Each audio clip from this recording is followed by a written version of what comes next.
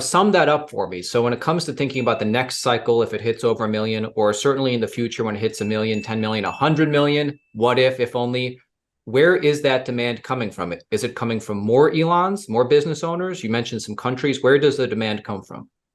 Yeah, it's a good question. So, like, I think if you look at the adoption metrics today, let's say somewhere around 10% of like Americans own a meaningful amount of Bitcoin. All right. That's actually an undershoot based on what like Kraken and Coinbase data says of like their in Gemini, like their US users. But let's just say it's 10%. I think that's fair. It's not just about going from 10 to 90% US investors owning Bitcoin, but it's also about their allocation, right? So, most people who are sitting on, podcasts in this point in the cycle, it's not that they've got 1% of their allocation, their network in the Bitcoin. They've got 100% or 70% or like something way higher. And so, where this comes from is not only the adoption of Bitcoin in terms of just like more people buying it and using it, but it's also about it becoming more and more of the financial asset that people are comfortable with in their own use in general. And so that's a huge aspect of the driver. Instead of 10% with 10% of their wealth in it, 90% with 90% of their wealth in it. Like that's where we're headed. I'm not saying it's going to happen next cycle, but that's where we're headed. And so then that's one factor.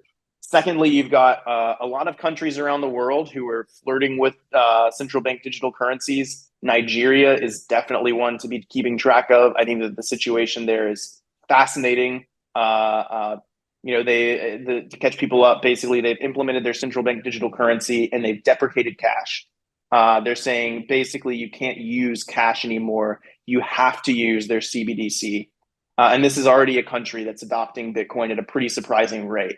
And so, are people going to move to a like financial surveillance tool given to them by their government that it eliminates all like non taxable markets, like all black markets? You can't pay your babysitter with central bank digital currency without registering that with your tax. That's just not what people want, right? They want to get government out of their lives, out of their financial lives. And so I see tons of people in that situation moving to Bitcoin in a pretty, very meaningful way. And so like that's just a fast growing country. And then we're talking about companies, companies that do international trade as more and more Forex transactions become very difficult to navigate. Bitcoin is a settlement layer for just about anyone. It's a much easier way to do it. Don't have to go through any banks. Don't have to worry about anything getting seized. Like this, it's so much easier. It's a much more simple process to move money internationally if you're just an international corporation.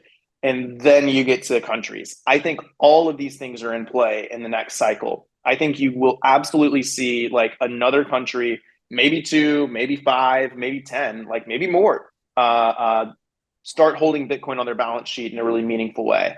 So yeah, I mean, and that's on top of like, again, this like 10 to 90 allocation, right? El Salvador currently has, a decent slug of money, but, by no stretch, maybe like 10, 20, 70 mil, like somewhere in that range, like tens of millions of dollars in Bitcoin currently. They're trying to issue a Bitcoin bond for $1 billion, right? Like they're already looking at a 100x of what they're currently allocated. Plus, they have a growing GDP. Like, where are they going to store that the excess? They're not going to store it in U.S. dollars. I can tell you that. So they're going to be buying more Bitcoin. So that's also a trend to be watching. So I don't know. There's a lot of different disparate threads, but that's kind of where I see the adoption coming from the next cycle. So I don't know if you've ever thought about this. I'm sure you know people, I know people who own Bitcoin, own some, I think a lot of Bitcoin, more than 0.01, more than zero point 0.1, I assume, I don't know for sure. Mm-hmm. But what is to become of those people if Bitcoin hits those big numbers? Is Natalie Brunell and Peter McCormick now the new, Elon Musk's and Jeff Bezos? Like seriously, like the people who own like big chunks of Bitcoin now and will hold. Do you ever think about like what's going to happen? Are they going to just be the richest of the rich? Yeah. So I mean, I think you have to look at like when we go to a number like $100 million in Bitcoin, right? Like in 10 years, bold claim I know. But when you're looking at that, all right, that is a roughly what, 50,000 X from here, 5,000 X from here. I'm bad at math right now. Let us Let's know in say the comments. 5,000 X from here. And sorry if I'm wrong on that. So that would make the Bitcoin market cap somewhere around in the quadrillions. Is that right? Maybe like 2 quadrillion. Um, so yeah, I mean, you're looking at a scenario where like the Bitcoin market cap is a bit divorced from current reality in terms of like how big it's getting. And the reason why I think that happens is because you're going to see hyperinflation of currencies. And so, it means like, to some extent, like both Bitcoin's value is going to be growing and the denominator by which we are measuring it will be shrinking. And so, it's hard to say like what does that get you in terms of purchasing power in the future. Definitely a tremendously more purchasing power than you have today, but I don't think it's the same amount of purchasing power as if you had $100 million today. So it's Mm. kind of the cop out answer is to say, I don't know exactly what that will mean for them and how rich they will be. But here's what I do know is that if you create a system in which the people who were non consensus, contrarian believers in Bitcoin early on, right? And they poured their souls into kind of helping, increase adoption around the world. Those people have a certain set of values and a certain way of thinking that enables them to allocate resources in a way that society currently is not. And so the bullish case on those people becoming wealthy, or the wealthiest folks in society, is that they'll be funding the things that they think is important. And so that's refunding, how we do education. That's refunding how we do investments, which I think you'll see a huge amount of investment into energy and energy security and renewable energy and growing energy capacity in developing countries. And so I think that's going to be a huge thing.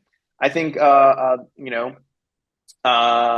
governance. I think some of these people will kind of become the leaders of their local communities, and those local communities could be way more wealthy than what countries are today because you'll have like leaders who are willing to give back to their communities like that. So, it's an interesting kind of topic to explore in terms of like what do these whales look like in a hyper Bitcoinized world. There's plenty of dystopian takes as well. It's not too hard to imagine the classic "who will pay for the roads," kind of tropey things when you're talking about like a potential where all these people are bigger than governments, right? But the short of it is I think it will be a realignment of the values of society, and those values will be realigned behind what made Bitcoin succeed in the first place. And so I think that's ultimately a bullish thing for everyone.